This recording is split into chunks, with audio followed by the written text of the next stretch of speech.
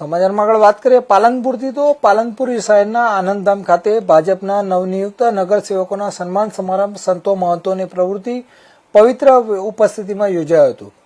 આ કાર્યક્રમમાં બનાસકાંઠા જિલ્લા ભાજપ પ્રમુખ કીર્તિસિંહ વાઘેલા, પાલનપુરના ધારાસભ્ય અનિકેતભાઈ ઠાકર તેમજ ભાજપના આગેવાનો તેમજ મોટી સંખ્યામાં નગરજનો ઉપસ્થિત રહ્યા હતા। મહાનુભાવોએ નગર સેવકોને શુભેચ્છાઓ પાઠવી હતી, તેમની જવાબદારીઓ નિષ્ઠાપૂર્વક નિભાવવાની અપીલ કરી હતી। સાથે જ જિલ્લા પ્રમુખ કીર્તિસિંહ વાઘેલા અને ધારાસભ્ય અનિકેતભાઈ ઠાકરે પાલનપુર શહેરના સર્વાંગી વિકાસ માટે સૌએ મળીને કાર્ય કરવાની હાકલ કરી હતી।